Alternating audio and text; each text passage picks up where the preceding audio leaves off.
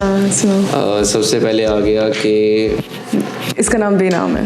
इसका नाम बेनाम है. अच्छा. Hello everyone, welcome back to Benam. Benam is all about the experiences that go unnoticed and the people that go unnoticed. We're here with us. We're going to add law into the laughter, and we have a law student, Mirza Usharif Beg. He's in his 9th semester and he has been doing almost everything. ठीक है, तो अब हम उनसे पूछेंगे.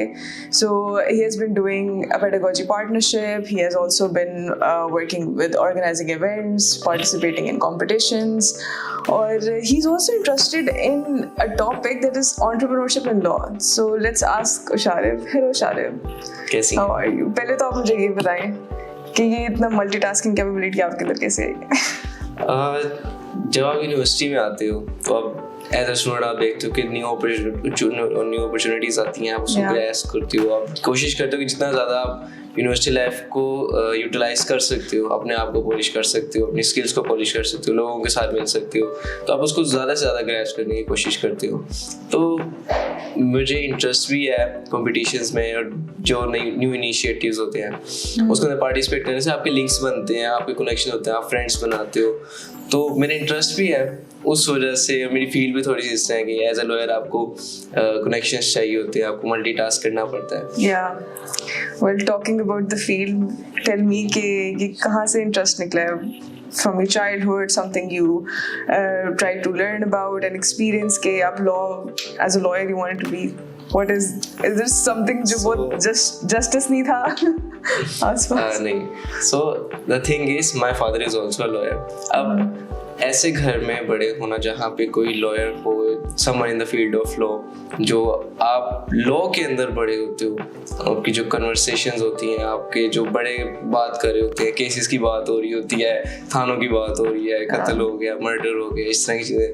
तो जब आप इस तरह के इन्वायरमेंट में ग्रो करते हो तो एक इंटरेस्ट डेवलप आपका खुद ही हो जाता है सबकॉन्शियसली कि हाँ यार ये फील्ड मजे की, इसमें इंटरेस्ट है. थोड़ा सा स्पार्क होता है, आप मूवीज में भी देखते हैं, तो एक वो स्पार्क था. साथ फादर को देख देख के मेरा इंटरेस्ट डेवलप हो गया. Even my father did not want me to come here in the field of law. वो कहते थे कि नहीं, तुमने लॉयर नहीं बनना. अच्छा. लेकिन उनके शौक को देख के, उनके पैशन को देख के, उनके काम को देख के, तो फिर मैंने भी डिसाइड किया कि नहीं भी हमने भी लॉ ही करना है. तो उनको कन्विंस किया कि मुझे भी करने दें. तो फिर जर्नी स्टार्ट हो गई. इधर यूनिवर्सिटी में यूसीबी में एडमिशन ले लिया एलएलबी के प्रोग्राम का. देखो तो हमारा जो यूनिवर्सिटी के अंदर एलएलबी करवा रहे हैं, हमारी फैकल्टी, हमारे कोर्सेज वो काफ़ी ज़्यादा अच्छे हैं. तो फिर इस तरह हम यूसीबी आ गए. उसके बाद फिर काफ़ी ज़्यादा अपॉर्चुनिटीज़ इन्होंने दी. देखो चल रहे हैं. अच्छा चलें. Tell me कि you said कि your father was not convinced. Even through that you still continued and just got yourself in this. और फिर उसके बाद you engaged yourself in multiple things. So I've heard from you कि there's this mentor and mentee program. Yes. So tell me about it. कि what was your role? I heard that you were the first of the batch जिसने ये start किया था law school में. तो what is all about? Okay, so there is a program जिसको हम कहते हैं mentorship program. अब इसके अंदर फैकल्टी ऑफ लॉ यूनिवर्सिटी में इस वक्त जो फर्स्ट फैकल्टी है जिसने ये इनिशिएट लिया, और उसको अभी तक उनका सेकंड कोहोर्ट चल रहा है. जो फर्स्ट वन था under the supervision of doctor Hadiya Khan, dean FOL, उन्होंने स्टार्ट किया मेंटोरशिप प्रोग्राम कि आपके जो सीनियर और जूनियर बैचेस के अंदर स्टूडेंट्स के अंदर एक गैप है उसको फिल किया जा सके. कि आप देखो, जब आप as a student as a new student आए थे यूनिवर्सिटी में, आपको क्या प्रॉब्लम्स आई थी, क्या डिफिकल्टीज आपने फेस की थी, जो आप चाहते हो कि जूनियर्स जो हैं वो ना फेस कर सके. और एट द सेम टाइम अगर जूनियर्स को कोई इशू आता है तो दे शुड हैव समवन जो उनको गाइड कर सके, उनको, और स्टूडेंट्स बात कर सके कि अब हमने यहाँ से आगे क्या करना है. सो प्रोग्राम डेवलप किया सारा mentorship. It was a pilot project जब मैं उसका पार्ट था. मेंटोरशिप में अब उसको इस तरह करते हैं कि जो सीनियर बैचेस हैं 7th 9th इनको एज अ मेंटोर लेते हैं, रिसीव करते हैं एप्लीकेशन इनसे. और जो बाकी सारे डिपार्टमेंट्स हैं, करेंटली हमारे डिपार्टमेंट में इस वक्त 5 बैचेस एट अ टाइम चल रहे हैं क्योंकि हमारी इंटेक सिर्फ फॉल में होती है, स्प्रिंग में नहीं होती. तो अब जो सीनियर्स हैं वो मेंटोर्स आ गए, जो जूनियर्स हैं उनके बैचेस बना के 12 स्टूडेंट्स 10 स्टूडेंट्स इस तरह से वो अलॉट कर दिए जाते हैं मेंटोर्स को। अब मेंटोर्स और मेंटीज का एक सेपरेट ग्रुप है। अब मेंटोर्स के लिए भी उन्होंने सुपरवाइजर रखे हुए हैं जिनको फैकल्टी सुपरवाइजर्स कहते हैं। अब मैं आपको अगर इसकी चेन समझाऊं, मेंटीज हैं उनकी मीटिंग होती है मेंटोर्स के साथ। अब फॉर इंस्टेंस किसी मेंटी का कोई इशू है, कोई सब्जेक्ट में इशू आ रहा है, सब्जेक्ट विड्रॉ कराना चाहिए भी है या नहीं कराना चाहिए, अब वो लेके जाएगा। अब पहले वो देखेगा कि खुद मैं इसको कितना सोल्व कर सकता हूँ। अगर वो मेंटोर अपने पार्ट पे सोल्व कर सकता है तो वहीं पे रिजॉल्व हो जाता है। अगर मैटर थोड़ा ज़्यादा डिफिकल्ट होता है फिर जाता है सुपरवाइजर के पास, फैकल्टी सुपरवाइजर। अब वहाँ पे मैटर जाता है, अगर वो सोल्व कर सकते हैं वहाँ पे रिजॉल्व हो जाता है, नहीं फिर जाता है कोऑर्डिनेटर के पास, फिर कोऑर्डिनेटर से डीन। तो ये एक कंप्लीट उन्होंने हायरार्की बनाई हुई है ताकि जो भी इश्यूज हैं वो रिजॉल्व हो सके। और जो मेंटीज हैं, अब एज अ मेंटोर मैंने भी काम किया। एज अ मेंटोर आप देखते हो कि स्टूडेंट्स को पढ़ा भी सकते हो आप, ठीक है। अब कुछ स्किल्स होती हैं आपके, आर्ग्यूमेंट्स किस तरह से करने हैं आपने, जो मूड कोर्ट्स होती हैं उनमें किस तरह से प्रेजेंट करना है अपने आप को, केस को किस तरह से प्रेजेंट करना है, तो ये सारी चीज़ें आप एज अ मेंटोर कर सकते हो। रिस्ट्रिक्शन नहीं, देयर इज नो रिस्ट्रिक्शन कि आपका रोल सिर्फ इधर तक लिमिटेड है। आप उसको ऐड भी कर सकते हो, अगर आपको कोई चीज़ नहीं ठीक लग रही है आप उसको निकाल भी सकते हो। And there is a bit of confidentiality. कुछ बातें होती है जो स्टूडेंट्स डायरेक्ट टीचर्स को नहीं कर सकते, तो वो फिर जो शिकायतें होती हैं वो जाती हैं मेंटोर्स के पास, तो मेंटोर्स इस तरह से मेंटोर्स उसको सेव कर लेते हैं। तो ये काफ़ी अच्छा प्रोग्राम था। मैं वाज थिंकिंग कि इसको यूनिवर्सिटी लेवल पे भी दूसरी फैकल्टीज में भी इसको हम करवाते हैं। एक अभी हम इसका तैयार कर रहे हैं मैनुअल, तो वो मैनुअल इंशाल्लाह तैयार अभी हो रहा है, अप्रोक्सीमेटली कंप्लीट हो गया वो। तो उसके बाद फिर हम इसको यूनिवर्सिटी में थोड़ा सा करते हैं। This concept is very interesting to me कि mentors और mentees वाला। अब as individuals I believe कि हम जिस स्टेज पे भी होते हैं हमें नहीं लगता कि fully we're equipped with something कि हम जो है किसी और को बताएं, किसी और को गाइड करें, you know.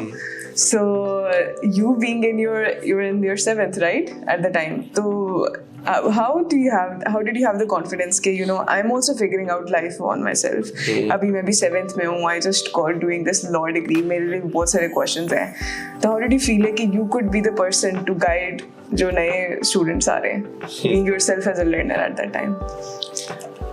ये एक बड़ा पॉजिटिव चीज़ भी होती है कि आप सीख भी रहे हो, आप सिखा भी रहे हो, आप being in the shoes of a teacher and learner at the same time, ठीक है। अब आप देखते हो कि स्टूडेंट्स आपके पास आते हैं, ऑब्वियसली आपका अपना शेड्यूल होता है, हमारी भी क्लासेस हो रही होती है, हमारी असाइनमेंट्स होती हैं, प्रोजेक्ट प्रेजेंटेशंस होती हैं, तो अब उसके साथ इस एक प्रोग्राम को मैनेज करना, यहीं से ये बात निकलती है कि ये करेगा ही वो जो विलिंग होगा करने के लिए, टाइम स्पेंड करने के लिए। आप सबसे ज़्यादा अगर किसी को कुछ दे सकते हो तो वो आपका अपना टाइम होता है। तो एज अ मेंटोर एक सेपरेट आप अपने टाइम फ्रेम रख लें, टाइम विंडो डिसाइड कर लें कि ये टाइम मैंने अपने मेंटीज को देना है और इस टाइम में मैं किसी और चीज़ को नहीं करूँगा। तो इस तरह से आप इसको मैनेज कर सकते हैं। It's good. टाइम देने की बात होती है तो it takes me to your journey, जिसका थोड़ा सा मैं भी पार्ट थी।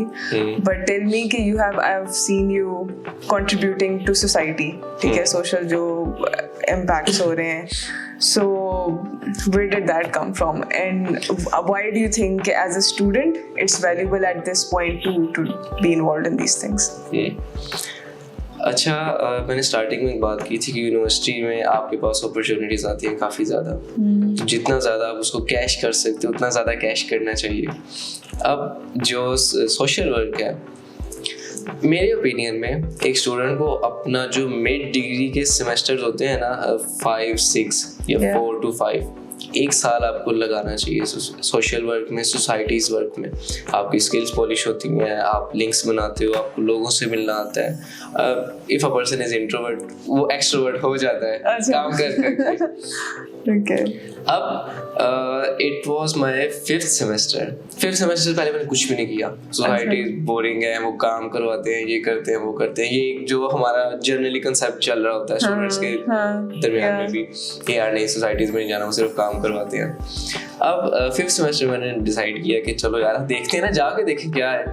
आप इस तरह सुनते रहोगे तो पता नहीं है भी इस तरह या नहीं है, जो कि आई एम ग्लैड कि मैंने वो किया। अच्छा। सोसाइटीज़ में मेरी अपनी लॉ सोसाइटी जो है यूसीबी लॉ सोसाइटी, वहाँ से मैंने इनिशिएट किया। अब उसके साथ ही रिस्क सोसाइटी है हमारा, रिस्क यूसीबी चैप्टर, उस वक्त सवेरा लीड कर रही थी उसको। तो सवेरा के साथ मुलाकात हुई रजिस्ट्रेशन डेस्क पे ही। इट वॉज सो रैंडम कि मैंने सवेरा को टेक्स्ट किया कि आपने फॉर्म फिल किया था, आप लॉ सोसाइटी का इंटरव्यू देने आए, एंड नेक्स्ट डे मैं उसके पास बैठा हुआ था रिस्क सोसाइटी का इंटरव्यू देने। ये अब सवेरा को पता है वो किस तरह से उसने शिफ्ट कर दिया। देन रिस्क का पार्ट बन गए। रमज़ान चल रहा था, उसको रमज़ान आने वाला था, रमज़ान की तैयारी हो रही थी। वो दस्तरखान लगते हैं यहाँ पे सामने शौका खानम में, उनके 3 स्पोर्ट्स हैं लाहौर में, जो शौका खानम सबसे बड़ा मेजर उनका स्पोर्ट होता है, जहाँ पे अप्रोक्सीमेट 1000 to 2000 लोग आते हैं फॉर इफ्तार। तो वो सोशल वर्क भी काफ़ी ज़्यादा अच्छा था। वहाँ पे गए, वहाँ देखा, वो ये जो काम होते हैं ना, ये बहुत डिफरेंट है। आप इसको एंजॉय भी करते हो, आप इसमें हार्ड वर्क भी करते हो, आप इसमें टाइम भी देते हो, तो ये चीज़ें ज़रूरी होती हैं साथ करनी। रिस्क का पार्ट बन गए, रिस्क के अंदर सर्व किया। उसके बाद सेकंड जो नेक्स्ट मेरा सेमेस्टर था फॉल में, दोबारा वेलफेयर सोसाइटी आ गई, फिर वेलफेयर का भी पार्ट बन गया मैं। देन यूनिवर्सिटी के अंदर अब जो हम बाहर करवा रहे थे रिस्क के साथ दस्तरखान, सेम हमने यूनिवर्सिटी के अंदर भी करवाया। जो लास्ट रमज़ान था वो अल्हम्दुलिल्लाह हमने 4 जुम्मे चारों के चारों यूनिवर्सिटी के अंदर पूरी यूनिवर्सिटी के स्टाफ की हमने इफ्तार्स करवाई थी। देन जो मेरी अपनी लॉ सोसाइटी है, अब 3 societies at the same time काम कर रही थी, और उस वक्त उस टेन्योर में मैं तीनों के अंदर काम कर रहा था। वो एक इंसान का ना एक पीक आता है एक दफ़ा, अच्छा, वो उस पीक पे चला जाता है कि ठीक है भाई इस वक्त सारा कुछ आ रहा है, तुम बस सारा कुछ कर रहे हैं। अब वो वाला टाइम था मेरा जब मैं सोसाइटीज़ में गया था। मेरी लॉ सोसाइटी के भी इवेंट चैनल थे, देयर था लेजिस्लेटिव थिएटर, जिसके अंदर हम पहले परफॉर्मेंस करवाते हैं, उसके बाद फिर हमें एक लीगल पॉइंट होता है, उसके ऊपर हम रेजोल्यूशन पास कराते हैं कि हाँ इसके ऊपर ये अमेंडमेंट होनी चाहिए या नहीं, ये लॉ का पार्ट होना चाहिए या नहीं होना चाहिए। तो वो सारे इवेंट्स भी साथ चल रहे थे, और मतलब there is a lot of things जो बताई जा सकती हैं, लेकिन सब इतने शॉर्ट टाइम फ्रेम में नहीं पूरा किया जा सकता। नहीं, हम सब कुछ कोशिश करेंगे कि हम मेन हाईलाइट पॉइंट्स पे पहुंचे। So let's talk about a little about law. So I believe कि लॉ एक ऐसी चीज़ है जिसके ऊपर स्टूडेंट्स को और इवन नॉर्मल पीपल जो हमारे आम लोग हैं उनको इतनी नॉलेज नहीं होती है। They are not very known कि हमारे राइट्स के और सब कुछ। You being the person, तो हमारे बहुत से स्टूडेंट लिसनर्स होंगे। So tell me, कुछ pointers, give me something कि जो कुछ चीज़ें पता होनी चाहिए, basic rights पता होने चाहिए।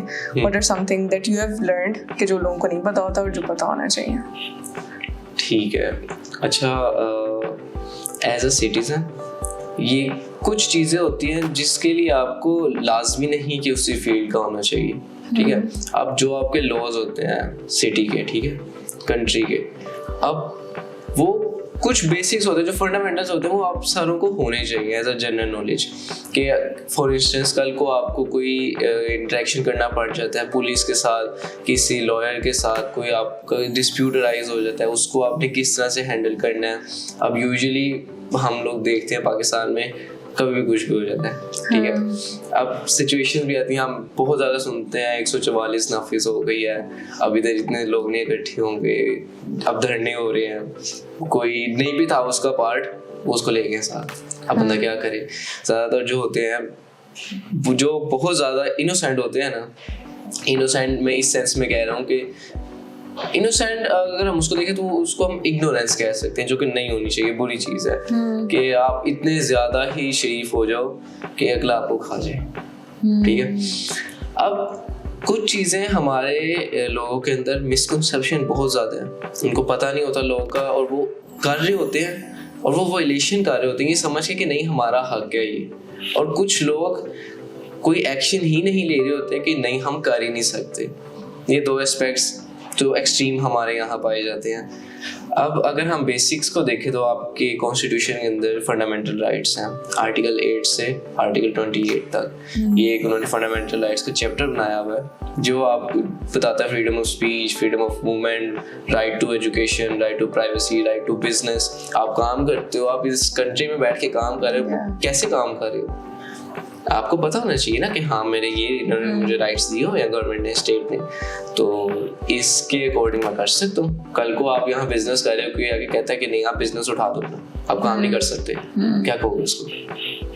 तो आपके फंडामेंटल राइट्स हैं, ये आपको पता होने चाहिए, जो आपके आई थिंक चैप्टर 2 है, आर्टिकल 8 से 28। देन आपके क्रिमिनल मैटर जो होते हैं, हम देखते हैं पुलिस आती है, वो आगे चेक करती है बंदे को, नहीं भी बंदा आगे से कहता है वारंट दिखाओ, आप मुझे किस तरह से पूछ सकते हो।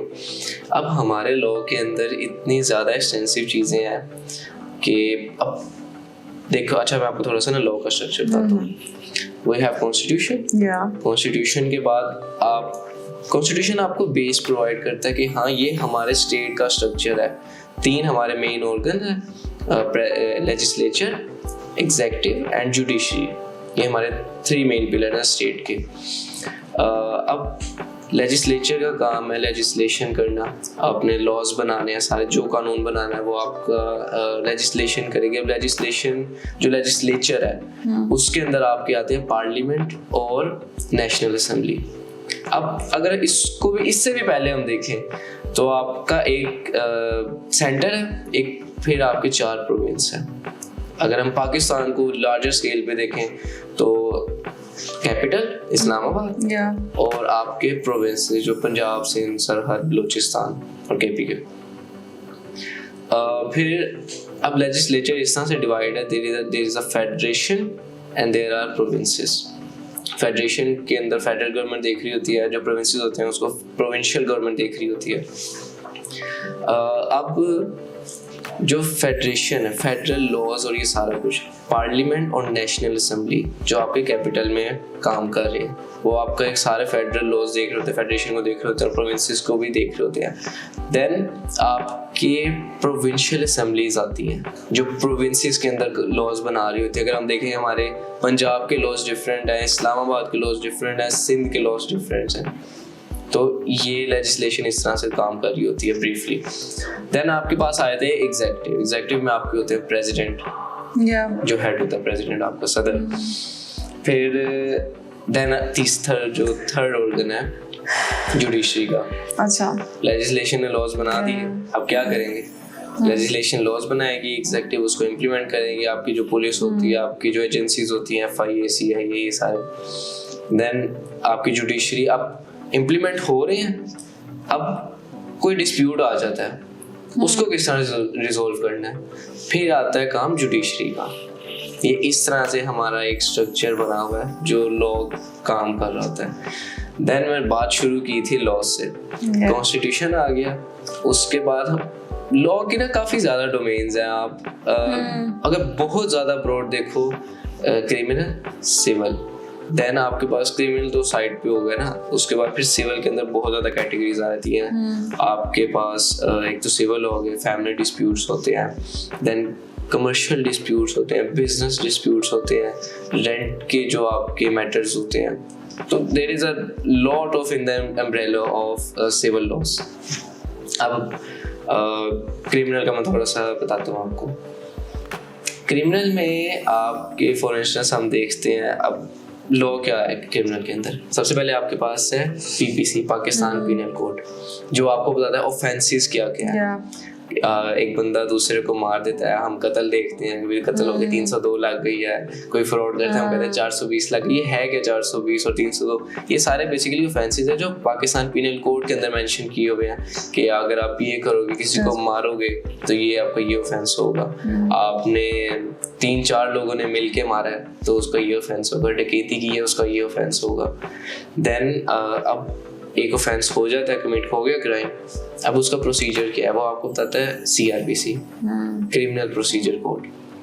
ठीक है, अब आपको मैं थोड़ा सा क्रिमिनल ट्रायल का बताता हूँ कि क्रिमिनल ट्रायल किस तरह से होता है। हम मूवीज में तो बड़ा देखते हैं ना कि भाई 302 हो गया, इसको फांसी लगा दें, मर्डर हो गया।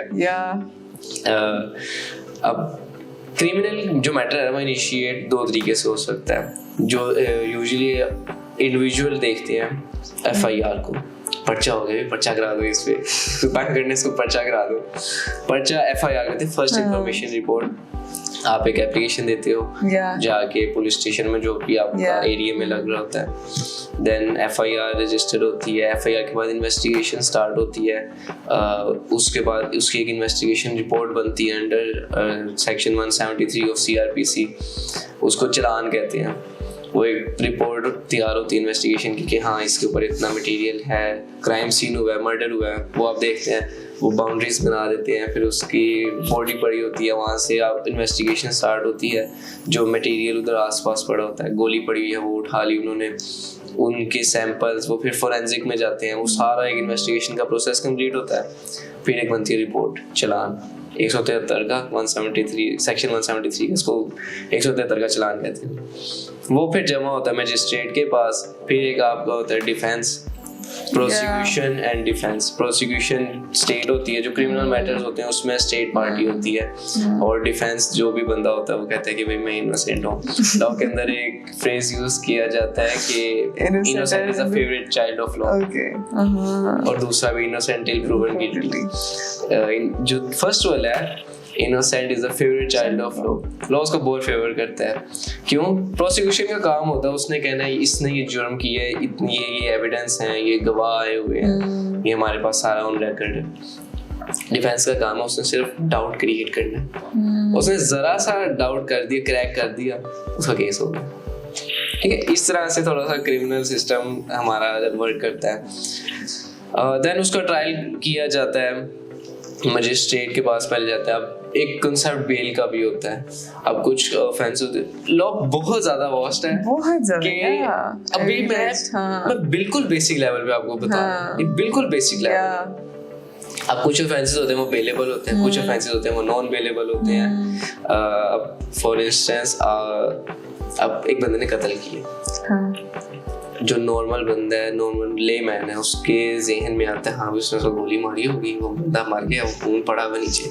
अब लॉ उसको भी देखता है कत्ल की इक़साम है, कत्ल खता है, कत्ल जनीन है, ये सारी चीज़ें हैं, कत्ल आमद है, कत्ल शबी आमद है, ये 302 के अंदर उन्होंने कैटेगरीज दी हुई है। अब देखो आप मुझे गोली मार रहे हो, ठीक है, पीछे कोई और खड़ा है, मुझे गोली नहीं लगती, उसको लग जाती है, वो मर गया, अब क्या लगेगा? अब उसको कत्ल करोगे? नॉर्मल जो ले पर्सन है उसको कत्ल करेगा, लेकिन नहीं, लॉ इसको किसी और तरह देखता है। ये now you know this takes me to there's this series How to Get Away with Murder.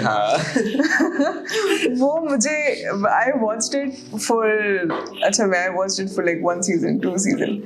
मुझे लगा यार ये तो हर चीज everything is justifiable if you put it in a way. और फिर वो जो point you added कि एक doubt create करना होता है, you have to create that in your mind. तो वो देखते देखते मुझे कई बार लगता था कि am I getting criminal myself कि वो यार ये तो justifiable, this is also justifiable, this can be that. That was interesting. थोड़ा सा इस लॉ वाली सिचुएशन को ब्रेक करने के लिए, थोड़ा सा लाफ्टर लाने के लिए, I have an activity for you. सही है? सो इस एक्टिविटी का नाम है ऑब्जेक्शन ओवररूल्ड। ओके, इसमें होगा ये कि आई will give you absurd scenarios, ठीक है? रैपिड फायर है तो जल्दी जल्दी करना है, ठीक है? We do not have time. So I will give you a scenario, you have to tell me that it's either you sustain it or you overrule. Okay. ठीक है? और you have to give a justification. You just cannot say कि बस sustain है overrule है. थोड़ी सी simple सी छोटी सी justification देनी कि क्यों you're saying sustained or overrule. ठीक है. And then if that justification, there is a twist. कि if that justification is funny, ये मुझे funny लगती है, बहुत biased. मुझे as a host रीवा को अगर अच्छी लगी तो फिर I'll give you a legal point for it. ठीक है. Done it? Done. Okay, let's start. So first I have law students should get reserved parking spots on campus. Sustained justification. अच्छा, university के कॉन्टेक्स्ट में रहते हुए हाँ बिल्कुल यार देखो हमें इन्होंने दी हुई है एक बिल्डिंग का एक कंप्लीट फ्लोर, ठीक है? अच्छा, अब हमारी जो स्ट्रेंथ है वो तकरीबन अप्रोक्सीमेटली 600 to 700 है 600 क्योंकि they allow 120 students per batch by the HEC. अब अगर उन्होंने हमें दिया हुआ फ्लोर, हमें साथ पार्किंग भी देना, अब 600 बंदा आके लगा रहा है अपनी पार्किंग, 600 नहीं लगाता, चलो आप एज्यूम कर लो 450 स्टूडेंट्स हैं, अब एक उन्होंने फ्लोर दिया है, सेपरेट हमें पार्किंग अच्छा ठीक है, आपको लीगल पॉइंट नहीं मिलेगा क्योंकि आपकी जस्टिफिकेशन बहुत लंबी थी. ये बात Okay, next. It should be a crime to text back K in a conversation. Sustain. Sustain, right? I will agree. तो give me a justification why कि K तो लिख सकते हैं यार. मैं थोड़ा सा ना वो बनती हूँ. Cool. Gen Z. हाँ, नहीं मैं थोड़ा सा devil's advocate बन के कहती हूँ यार शाहरुख K तो लिख सकते हैं, इसमें क्या है? I'm just ending a conversation. Why do you think एक प्रॉपर तरीका है आपका, आप के लिखो ना. What is K? अब देखो हम लोग बीइंग जेन ज़ी हम समझ जाते हैं, ठीक है वो ओके कह रहे हैं. हाँ. अब कोई और होगा की कह रही है, के लिखियो है, की कह रहे हैं. Sorry, okay. Group project should be banned forever. Overruled. Overruled, okay. Why? Quick, rapid. अच्छा यार, आप ग्रुप प्रोजेक्ट बैन कर दो, अकेला बंदा क्या करेगा कल को. देखो अगर आप ग्रुप प्रोजेक्ट करते हो, ठीक है, आपके दोस्त बनते हैं. अब मेरा आपके साथ ग्रुप प्रोजेक्ट है, मैं लॉयर बन रहा हूँ, आपका दोस्त बन गया, कल को काम पड़ा है, रीबा ने कहना है शारिफ मेरी ये इशू हो गया, मुझे थोड़ी सी ना लीगल एडवाइस दे दो. अब अगर मैं दोस्त से मैं कहूँगा पहले आप बाहर जाओ, आपके पास चार्जेस होते हैं, ठीक है, कि आपने कंसल्ट करना है लॉयर को, आप इतने पहले चार्जेस पे करें. मैं फिर कहूँगा रीबा मुझे भेजो ना जरा 10,000, फिर मैं आपको एडवाइस देता हूँ. अब मैंने ग्रुप प्रोजेक्ट किया होगा तो फिर मैं कहूँगा नहीं मेरी फ्रेंड है, ठीक है आप बताओ. ठीक है, you get a legal point for this one. ठीक है. Now next, watching shows like How to Get Away with Murder and Suits make you a better law student. Yes. It does. Okay. Justification. मैंने suits देखा था after joining the law. अच्छा.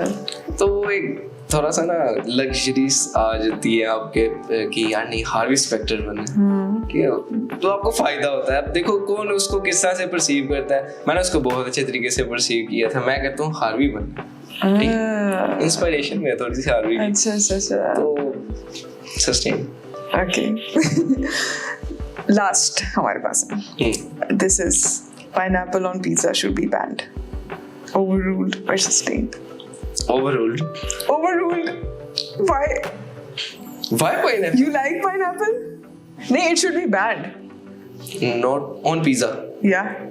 Yes. It should be banned, हाँ. यार क्या combination है pizza के ऊपर pineapple का? तो shouldn't you be saying sustained? It should be banned, right?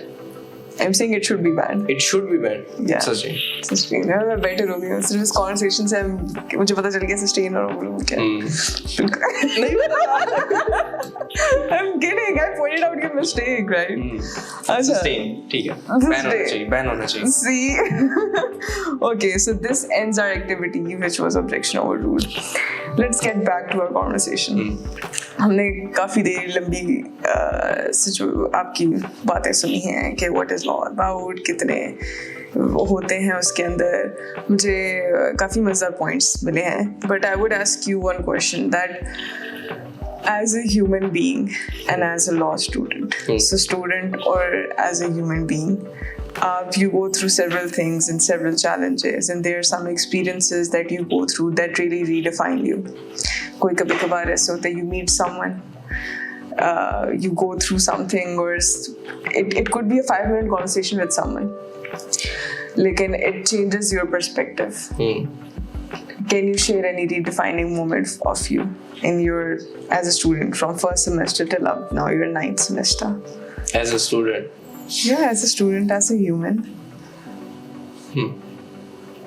अच्छा, हमारे ना मूड कॉम्पिटिशन्स होते हैं, ठीक है, जिन थोड़े लोगों को आइडिया होगा बट इस मूड कॉम्पिटिशन, कुछ को नहीं होगा, उनके लिए मैं थोड़ा सा बता दूं कि हमें एक सिमुलेशन दी जाती है, उसको आपने प्रेजेंट करना होता है in the forum which is usually high court और सुप्रीम कोर्ट. देन आपने उसको प्रेजेंट करना होता है, आर्ग्यूमेंट्स प्रेजेंट करना होता है, और फिर एंड पे वो बताते हैं किसने अच्छी तरह प्रेजेंट की इसको. अभी रिसेंटली मैंने पार्टिसिपेट किया था in a competition of LGS, university of London का उनका इंटरनेशनल डिग्री प्रोग्राम है, और आई हैड द प्रिविलेज कि मैं सिटिंग फर्स्ट फीमेल जस्टिस के सामने मुझे प्रेजेंट करने का मौका मिला। और ये दिस इज समथिंग, ये एक अचीवमेंट है। मैं मेरे पूरी फैकल्टी को जब पता चला कि जस्टिस आयशा के सामने प्रेजेंट किया और उनसे अवार्ड लेके आए हैं, तो इट वाज समथिंग कि यार नहीं, आपने कुछ अचीव किया। अब अगर आप देखते हो ना, माय पॉइंट इज कि हमारे पास जो जनरल हमारा कंसेप्शन है, लॉयर है बदमाश बन रहे, वकील नहीं बन रहे, बदमाश बन रहे। तो जब आप उन लोगों से मिलते हो, हमारे काफ़ी ज़्यादा नाम है, अहमद बिन सोटा साहब हैं, सलमान सफ्तर है, सलमान अकरम राजा है, तो ये जो सारे बड़े बड़े नाम हैं, इनके पीछे एक रीज़न होती है। मैंने अपने जो, अगर मैं अपनी लॉ स्टूडेंट की जर्नी में देखूं, तो एक जो चीज़ मैंने सीखी है ना, अगर वो लोग किसी मकाम पे हैं, कोई रीज़न है उसकी, कोई भी ऐसे ही नहीं बैठा होता कहीं भी, उनके अंदर मैनरिज्म होते हैं, एथिक्स होते हैं, किस तरह से मिलते हैं। और ऐसे लोगों के साथ जब आप रहते हो ना, आप सबकॉन्शियसली सीख रहे होते हो। ऐसे नहीं कि वो बता रहे होते हैं कि नहीं आपने इस तरह बैठना है, इस तरह मिलना है। जब आप उनके साथ होते हो, आप खुद सीख रहे होते हो। तो वो जो बात है कि आप समटाइम्स किसी से 5 मिनट के लिए भी मिले, तो वो आपको एक बिल्कुल नया पर्सपेक्टिव दे जाता है कि यार नहीं, लोग ऐसे भी हैं। Yeah, definitely. It reminds me of a time कि जब एक बार, so I was one of my professors shared that with me. She was working in a corporate sector, तो वो कहती थी कि हमारे जो उस वक्त जो भी हमारे ऊपर सुपरवाइजर थे, so he would, अगर हमारी कोई मीटिंग है 10 बजे, तो वो 9:45 पे या 9:50 पे आए होते थे। so हम लेट होते थे, हम पूरे 10 बजे, लेकिन उन्होंने कभी हमें नहीं कहा कि आपने इतनी देर पहले आना है, ये इतनी देर बाद में आना है, ये this is the time we should be here. He would just be there. तो him being there would give us a sense कि हमें भी इस टाइम पे पहुंचना है, we have to show punctuality. So coming back to what you were saying कि कुछ लोगों के साथ you just observe and learn a lot from them. So now entrepreneurship आजकल एक बहुत, आजकल क्या काफ़ी टाइम से बड़ा एक buzzword है, and we have all learned and to realize कि entrepreneurship is not something that is relevant कि बस एक जो business own करे. Entrepreneurship is a mindset and leadership is a mindset like that. तो entrepreneurship in law, tell me about it. अच्छा, first तो ये कि जिस तरह आपने कहा है कि जब सुनते हैं एंटरप्रेन्योरशिप, बिजनेस करना, अब entrepreneurship is not completely about business. ठीक है, आपको बड़ा आसान लगता है, ठीक है जी, रीव और मैं बैठे हुए हैं ढाबे पे, चलो जी चाय का बिजनेस करते हैं, यहाँ से इतना कमाएंगे, तो उसकी इतनी चाय बिकेंगी, ये सारा कुछ होगा। अब काफ़ी ज़्यादा कॉम्प्लेक्सिटीज़ होती हैं एक बिजनेस के पीछे। बीइंग एन एंटरप्रेन्योर, आपको सबसे पहले आपको देखना ही पड़ता है, देखना ही चाहिए ये कि लॉस क्या है इसके बारे में। फॉर इंस्टेंस, मैं एक स्टार्टअप लेने जा रहा हूँ, ठीक है, अब मैं उसको देखता हूँ, अगर मैं एक लेमैन के पर्सपेक्टिव से देखूँ, हाँ यार बिजनेस करना है, इतना मुझे इन्वेस्ट करना पड़ेगा, ये चीज़ें लेके आनी पड़ेंगी, ये यहाँ से बंदे हायर कर लिए, उसके बाद ठीक है बिजनेस स्टार्ट हो गया। नहीं, अब आपको एक अच्छा स्टार्टअप के लिए, अपने आप को भी सेफ साइड रखने के लिए आपको लॉस कंसल्ट करने पड़ते हैं। आप पहले देखो कि जो आप कर रहे हो, अब बेसिकली जो हमारा एक कॉन्ट्रैक्ट एक्ट है, ठीक है, अब आप एक स्टार्टअप ले रहे हो, ऑब्वियसली अच्छा तरीका तो यही है कि अगर आपने किसी के साथ कोलैबोरेट करना है, आप कॉन्ट्रैक्ट करो, एग्रीमेंट करो अच्छी तरह से। अब सबसे पहले ये चीज़ देखते हैं कि जो आप बिजनेस कर रहे हो क्या वो अलाउ करता भी है लॉ के नहीं। आप एक बिजनेस स्टार्ट करके बैठ गए हो, चलो जी अल्कोहल का बिजनेस शुरू करके बैठ गए हो, लॉ अलाउ ही नहीं करता। एट सर्टेन टाइम, चलो आपका शुरू भी हो गया, एक टाइम आएगा पकड़ा जाएगा। तो स्टार्ट ही आपकी बेस स्ट्रॉन्ग होनी चाहिए। आप पहले कंसिडर करो कि लॉस क्या कह रहे हैं, देन स्टार्टअप आपने शुरू करना है। आप फॉर इंस्टेंस अगर गुड्स का आपका कोई स्टार्टअप है, ठीक है, अब मैं शुरू करता हूँ, यार रीवा शुरू करती है कि अब मैंने कॉस्मेटिक्स का शुरू कर लेना है बिजनेस, ठीक है। Yeah, very typical of you to do that. आगे बढ़े। अब वो किस तरह से शुरू Overruled. नो सही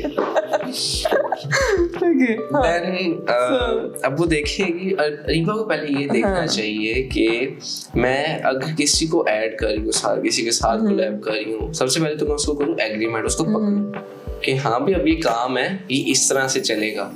देन आपके जो, अब देखो आप कोई गुड्स का काम कर रहे हो, आपने ऑब्वियसली डिलीवर करने होंगी सारी चीज़ें, तो वो सारी चीज़ें जो होंगी ना, आप लॉज को कंसल्ट करो, बिजनेस लॉज हमारे पास ज़्यादा हैं, उसको देखो। तो एंटरप्रेन्योरशिप भी एक फील्ड डेवलप हो रही है और लॉ उसके अंदर काफ़ी ज़्यादा हिस्सा, उसका काफ़ी ज़्यादा पोर्शन है उसके अंदर। Well, this was a fun conversation. During कुछ points अगर मैं करूँ तो it was about the articles that you shared, that जिसको पता होना चाहिए fundamentally as students, हम लोगों को सारी बातों का पता होना चाहिए. Then another point that I take from this conversation is ethics and mannerisms, जो आपके अंदर एज अ स्टूडेंट भी आपको रियलाइज करना चाहिए कि आप कैसे लीड कर रहे हो अपनी life, and what are some values. You should have some set of values that you have believe in, और फिर आपको this will also help you make decisions in life, right? So मजा आया मुझे आपके साथ कॉन्वर्सेशन करके. Likewise. Yeah, do you think we added the law in the lofter? Yes. Thank you. It was good conversation. Yeah, thank you, Sharif, for coming. Thanks for having me. So this is the end of Benam for this episode. We'll see you guys next time.